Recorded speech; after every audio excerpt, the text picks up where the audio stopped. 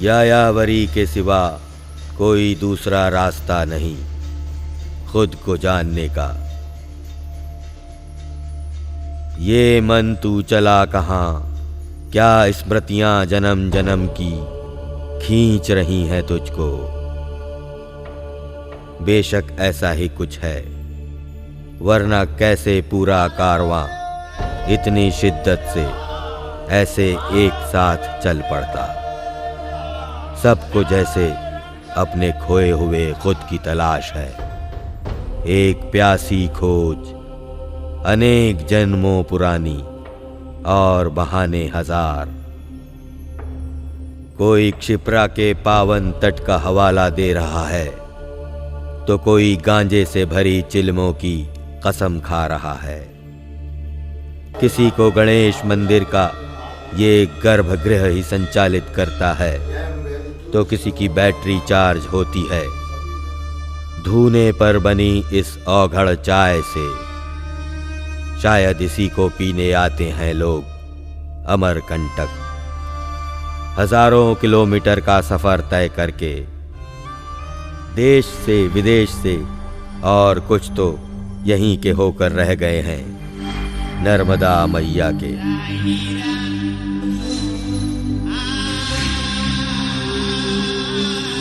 इन्हें कहीं नहीं जाना, कोई बाहरी सफर तय नहीं करना, ये सब अपने अंदरूनी सफर पर निकले हैं। एक उजले बिंदु के लिए सब कुछ पीछे छोड़ आए हम, कुछ चंद दिनों के लिए तो कुछ हमेशा के लिए। अब यहीं सुबह है तो यहीं शाम, सब यहीं है आपके भीतर हमारे भीतर। फिर भी उसका ठीहा तय करना पड़ता है। निराकार को पाने के लिए साकार की तलाश, इसी तलाश में निकले हम सब।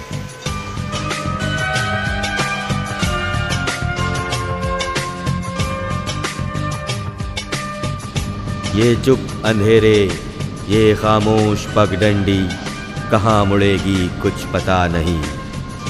हम कहाँ पहुँचेंगे तुम्हें पता नहीं, तुम कहाँ पहुँचोगे हमें पता नहीं। कितने युग गुजर गए, कितने मिथक, कितने किस्से, कितने मौसम। मामूली इंसानों से लेकर अजब गजब साधु सन्यासियों तक ने अपने आप को ढूंढना चाहा यहाँ इस साल वन में, यहाँ अपने किनारों से पछाड़े खाती नर्मदा में। यहीं आकर होगी निराकार की तलाश, विलीन होते धुएं के साथ निस्सीम आसमान, बहता पानी, अपनी खुशी से जमीन पर झरते जाते पत्ते, पत्तों से अटा पूरा जंगल, जंगल में मंगल।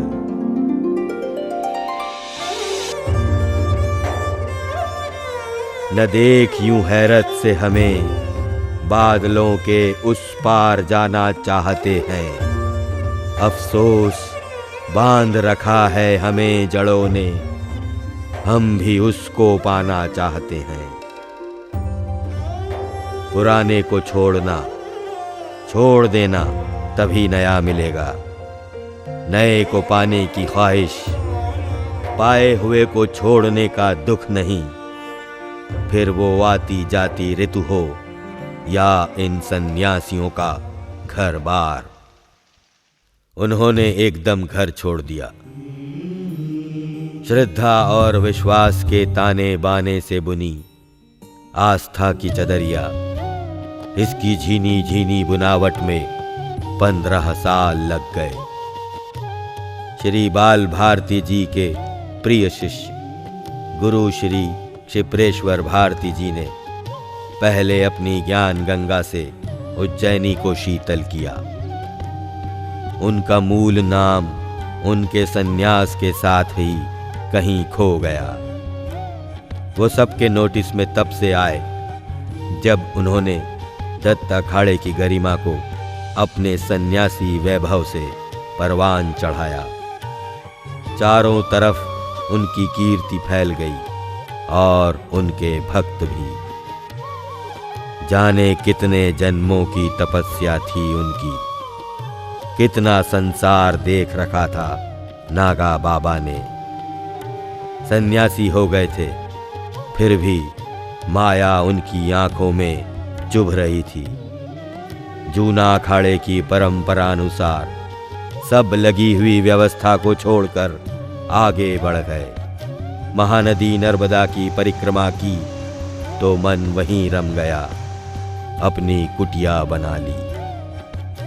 सबके अपने अपने परमानंद हैं। किसी को भौतिक सुख चाहिए तो किसी को वो सूक्ष्म रचयिता, किसी को जगत चाहिए तो किसी को जगत बनाने वाला।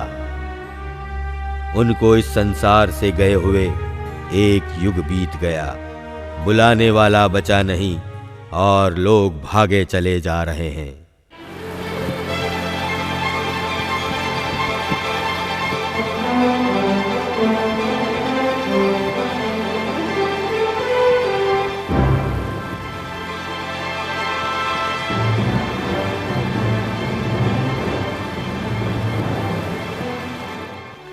जबलपुर से 20 किलोमीटर दूर भेड़ाघाट, और भेड़ाघाट में सैकड़ों सालों से साधना में डूबे ये संगमरमरी तपस्वी अपने अखंड सौंदर्य से देखने वाले को भी जैसे बुत बना देते हैं।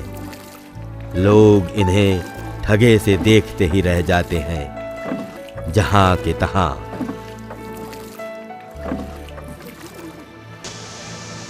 धुआं धुआं धुआंधार, पानी के उड़ते ठंडे छींटे, खील खील बिखरी बूंदें, एक अजीब रहस्यमयी छितरी ठंडक, जैसे समूची कुदरत सांवले कोहरे में बदल गई हो। सब जड़ हो गए हैं। पानी का ऐसा हाहाकार कि बस होंठ हिलते दिख रहे हैं। सब माइम, किसी की आवाज सुनाई नहीं दे रही, ना ही कोई समझना चाह रहा है। जितनी पुरानी कुंवारी नदी नर्मदा है, उतने ही पुराने हैं इंसानी सपने। कोई उसके सुथरे पानी में स्नान करके अविनाशी शिव को पाना चाहता है, तो कोई सूर्य भगवान को जल चढ़ाकर। जितने लोग उतने तरीके। यहाँ कुछ साधु पैदा हुए हैं, कुछ बन रहे हैं। वैराग्य की एक अंतहीन कथा। पहले भोजन किया करते थे, बनाकर खिलाते, सफेद वस्त्र पहनते थे। फिर गुरु आज्ञा से उन्होंने बाहरी चोला बदला। दम पानी उन्हें हर नागा की तरह ही प्रिय था। अपने पीछे ही पूरी सामग्री रखते और साथ ही रखते थे उनके अनोखे नाम, ओम नर्मदे हर। नर्मदा का यह उद्गम स्थल आदिकाल से ऋषि मुनियों की तपोभूमि रहा है। मध्य प्रदेश के अनूपपुर जिले की पुष्पराजगढ़ तहसील के दक्षिण पूर्वी भाग में पसरा महत्वपूर्ण वनस्पतियों का यह विशाल जंगल कुदरत ने खुले दिल से संवारा है। यहाँ जहाँ सागौन, साल, सरई, तेंदुपत्ता, हर्रा, बहेड़ा और आंवले जैसे सघन पेड़ उपजते हैं, वहीं होती है संजीवनी, ब्राह्मी जैसी दुर्लभ जड़ी बूटियां पैदा। यहाँ लोक कथाओं, किंवदंतियों और मिथकों की भी भरमार वैसे ही है जैसे वनस्पति की। समुद्री सतह से 3500 फीट ऊपर बसी मैकल, सतपुड़ा और विंध्याचल पर्वत श्रृंखलाएं और उनकी गोद में बसा अमरकंटक, और अमरकंटक को अमर बनाती इसकी कोख से पैदा हुई महान नदी नर्मदा भारत की 7 प्रमुख नदियों में से एक। पूरे साल एक सी बहती जल राशि, ना छोटी ना बड़ी, ना घटती ना बढ़ती, सदा नीरा। भगवान शंकर जब अनादिकाल में श्रृष पर्वत पर ध्यानस्थ थे, तभी उनके नीलकंठ से नर्मदा बह निकली, इसलिए इसका एक नाम शांकरी भी है। नदी तुम बहती क्यों हो, यूं मौन अपना कहती क्यों हो। ये पर्वतों और पहाड़ियों के बीच लुका छिपी खेलती आगे बढ़ती जाती है, इसलिए इसका एक नाम रेवा भी है। और इसी रेवा से 6 किलोमीटर दूरी पर ये जलप्रपात कपिल धारा। उतर कर बहते अनेकों, कल कथा कहते अनेकों, नदी निर्झर और नाले इन वनों ने गोद पाले। चकित झरनों को जन्म देने वाली ये कुंवारी नदी, इसका सबसे लाडला जलप्रपात है ये कपिल धारा। कल कल के सुरीले नाद से पूरी घाटी गूंज रही है। इसकी निरंतरता को तोड़ती है तो ये आकृति, ये कपिल मुनि का पैर है। इस एक पैर पर खड़े होकर ही मुनि ने तपस्या की थी। क्या मांग रहे थे महाप्रभु से? ऐसे कौन से स्वप्न थे जो तप की आंच में भी भस्म नहीं हुए? मानव की कामनाएं अनेक, व्यक्तिगत वासनाएं अनेक, उन्हें पार पाता ना कोई, उनके पार जा पाता ना कोई। लेकिन इन साल और चिरौंजी के सघन कुटुंबों के पार चीर कर धूप जरूर चली आती है। ये नन्हे खूबसूरत फूल इस बासंती धूप में कैसे मुस्कुरा उठे हैं। खूबसूरत मौसम, बदलती ऋतुएं, रंग बदलती, कभी ठंडी तो कभी गुनगुनी होती नदिया की धार, झरे पत्तों से रचे गलीचे, सूखी घास से रंगे बगीचे। जब कुदरत को ये सब भी कम लगा तो चीड़ वन और बना डाला इस नज़ारे में 4 चांद लगाने के लिए। एकदम पहाड़ी लुक। नदी तुम कैसे बही, बातें रह गईं कुछ अनकही। खोई खोई नदी, जिसे खुद ही अपनी उदासी की वजह नहीं मालूम, पर इन्हें उदास रहना नहीं आता। ये मस्तानी फुसफुसाहटें, ये बेपरवाह खिलंदड़ापन, न कल की चिंता न आज की फिक्र। एक जिंदगी जी ली, कुछ खा ली कुछ पी ली। ठहर ठहर कर बहता हुआ जल, बह बह कर ठहरता हुआ जल। ठहरे हुए जल में गांजे का आध्यात्मिक धुआं। चिलमों का संसार, जिन्हें उसका सुख पता नहीं है उनके लिए नशा, जिन्हें पता है उनके लिए प्रसाद। फिर चाहे वे ग्रहण करें या माथे से लगाएं। ओम नर्मदे हर। कुदरत ने पत्तों की होली खेल ली आसमान से। पत्ते ही पत्ते छितरा दिए उसके कपाल पर। कुदरत का अपना जादू, उसका अपना करिश्मा। सतपुड़ा के घने जंगलों में काश्मीर ही उतर आया हो जैसे। परछाइयों के इस नगर में छाया मत छूना मन, हो जाएगा दुख दूना मन। दुख दूर, सुख की शुरुआत इन नाचती चिंगारियों में। जो नए आने वाले हैं उन्हें यहाँ दूर दूर से आने वाले पुरानों की अखंड आस्था अदृश्य डोर से खींच लेती है जैसे। जो पहले से आते रहे हैं वे तो यहाँ के हैं ही, नए लोग भी जैसे दिल से यहीं के होकर रह जाते हैं। कोई एक बात ऐसी है जो इन्हें बार बार आने के लिए विवश कर देती है। न कोई कहने वाला है, न कोई कहला रहा है। सब जैसे खुद से ही वायदा करते हैं फिर यहाँ आने का।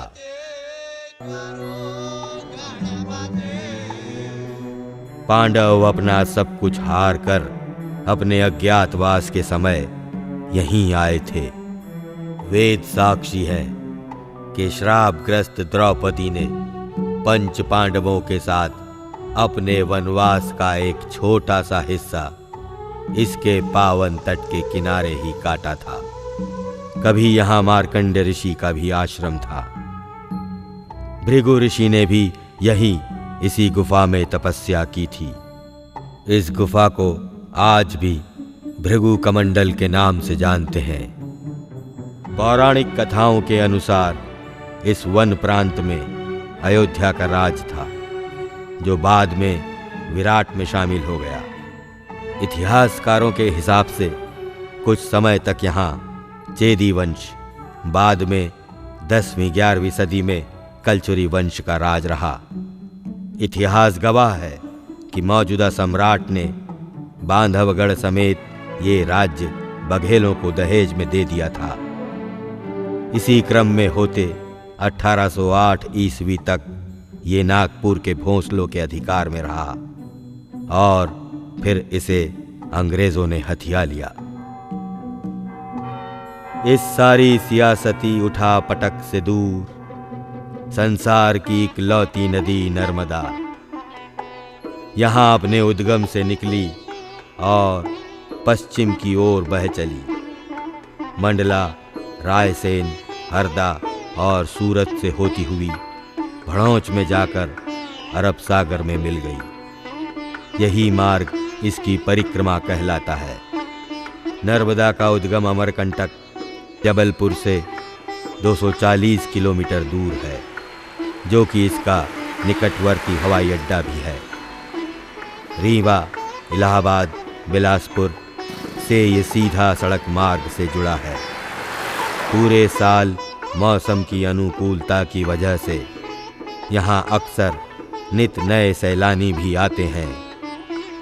वे यहाँ पर्यटन के साथ साथ भक्ति का भी स्वाद चखते हैं। श्री भारती जी के ब्रह्मलीन होने के बाद इनकी स्मृति में चलने वाला सालाना भंडारा। यहाँ आमंत्रित साधु भी आए हैं और बिन बुलाए सैलानी भी।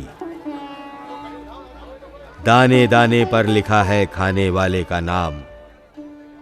भंडारे की सारी कच्ची सामग्री ज्यादातर उनके भक्तों द्वारा उनके ही साथ लाद कर लाई जाती है, जिसकी तैयारी ये लोग लगभग पूरे साल करते हैं।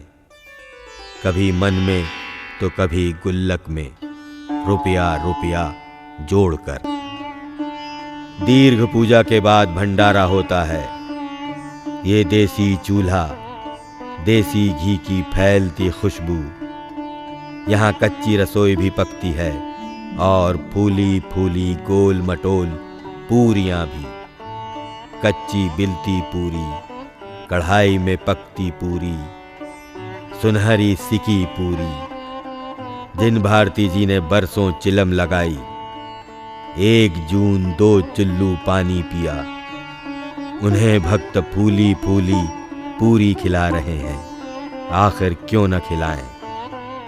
आस्था का सागर आसमान से भी विशाल होता है, धरती से कहीं ज्यादा गहरा।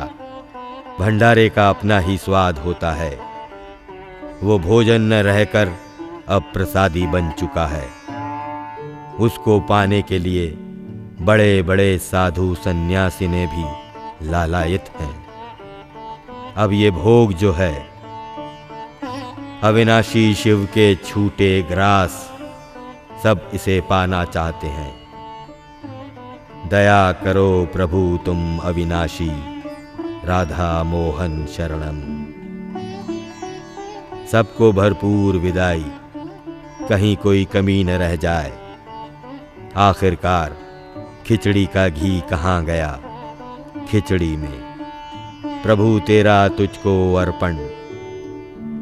जो अपने भक्तों पर महाशिव पूरे वर्ष कृपा करते हैं, वही भक्त लोग यहाँ एक बारगी आकर अपने तरीके से लौटा देते हैं। ऐसी भक्तों की राय है। कहते हैं यहाँ हर मुराद पूरी होती है। मैं यही देखना चाहता था। एक संसार से जा चुके नागा में लोगों का इतना विश्वास।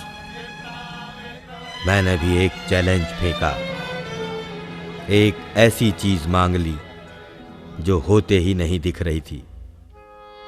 दो रूठे हुए लोग, एक माँ एक बेटी।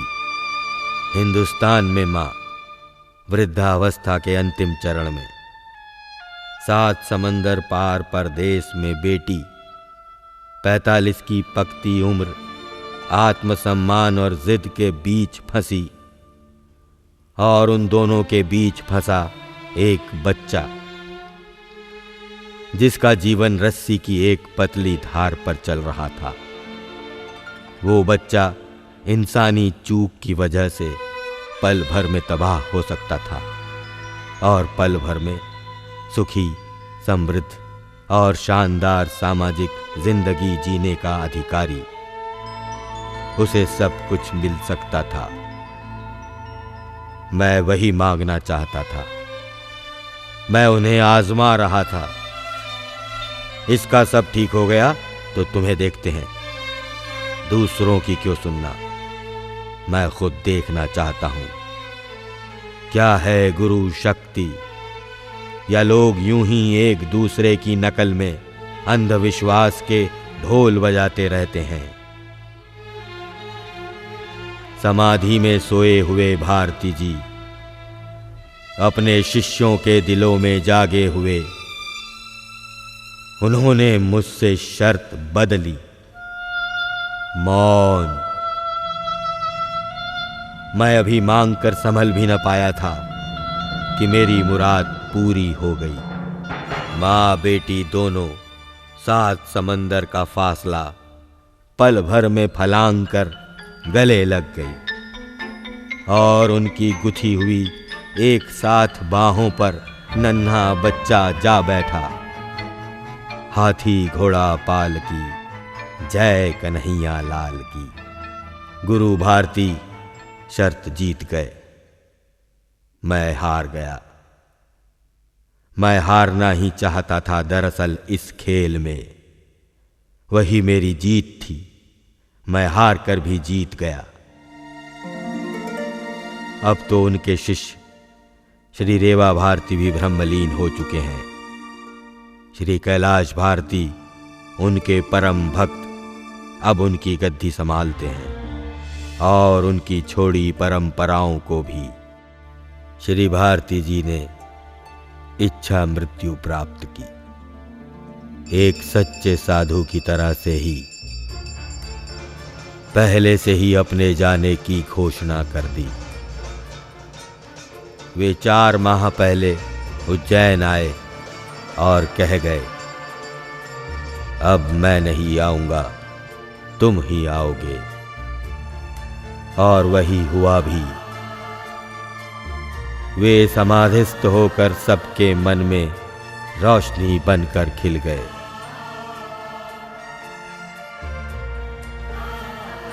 नागा मान्यता के अनुसार भगवान शिव ही एक संपूर्ण नागा के रूप में धरती पर विचरण करते हैं और वापस अपने लोक चले जाते हैं।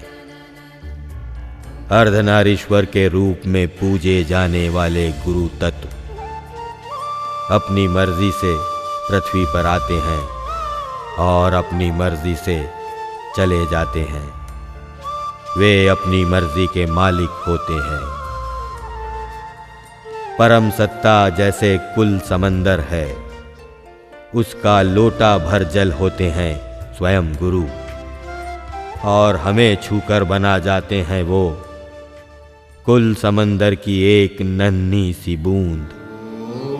जो एक दिन सूख कर भाप बन जाती है और वापस उड़कर उसमें ही समा जाती है एक नया जन्म लेने के लिए। बंजारा घूमे नगर नगर, बंजारा बनकर डगर डगर।